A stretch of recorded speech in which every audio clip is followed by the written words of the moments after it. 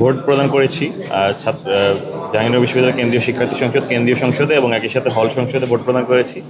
যতটা জটিলতা আসলে সবাই বোধ করছিল যে এতগুলো ভোট, আসলে তেমন জটিলতা নেই। আমিও শিক্ষার্থীদের আহ্বান করছি, আপনারা সবাই ভোট প্রদান করতে আসুন এবং জীবনে যে স্বৈরাচার আমলের যে স্বৈরাচার যেভাবে আমাদের ভোটের অধিকার হরণ করে রেখেছিলেন, সেই ওই স্বৈরাচারকে পতনের পর আমরা যেই অধিকারটি পেয়েছি সেই অধিকার আপনারা বাস্তবায়নের জন্য এগিয়ে আসুন।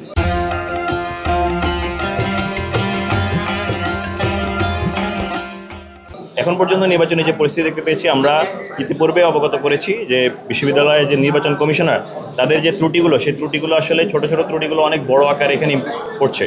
প্রথমত, গতকাল যেভাবে বহিরাগতরা এবং প্রাক্তন শিক্ষার্থীরা একটি ছাত্রদলের, যুবদলের এবং বিএনপিপন্থী শিক্ষকরা যেভাবে নির্বাচন কমিশনারে ঢুকে আসলে ষড়যন্ত্রমূলক পরিস্থিতি তৈরি করেছে বলে আমরা উদ্বেগ প্রকাশ করেছি। একই সাথে এরপর আমরা কিছু দাবি জানিয়েছিলাম যেন পোলিং এজেন্টের ব্যাপারটা ক্লিয়ার করা হয়, ডোপ টেস্টের ব্যাপারে ক্লিয়ার করা হয় এবং একই সাথে যে ব্যালট পেপার রয়েছে, ব্যালট পেপারের ক্ষেত্রে ওনারা কি করেছেন, একটি হলে যদি 522 জন ভোটার থেকে থাকেন সেখানে 600টি ব্যালট দিয়েছেন। একই সাথে কোথাও যদি আবার 390 জন থেকে থাকেন সেখানে 400টি ব্যালট দিয়েছেন।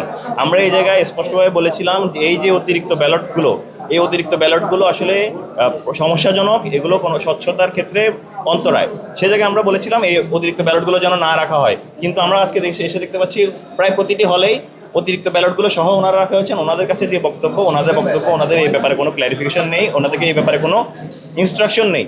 আমরা খুবই দুঃখের সঙ্গে জানাচ্ছি যে নির্বাচন কমিশনার নির্বাচনের স্বচ্ছতা নিশ্চিতের ক্ষেত্রে যত প্রকার ভূমিকা রাখার কথা, সেই ভূমিকা রাখার ক্ষেত্রে এখনও আসলে তারা পর্যাপ্ত ভূমিকা রাখতে পারছে না। আমরা আশা রাখছি পোলিং এজেন্টের ব্যাপারে যে সংশয়টা রয়েছে সেই সংশয়টা তারা দ্রুত দূর করবেন এবং অতিরিক্ত যে ব্যালট নাম্বার, এই অতিরিক্ত ব্যালট নাম্বার ভোট কেন্দ্রে রাখার দ্বারা নির্বাচন কারচুপির সংখ্যাকে উস্কে দেওয়ার কোনোভাবে সমীচীন মনে করছেন। আমরা আশা রাখছি নির্বাচন কমিশন দ্রুত এর ব্যাপারে।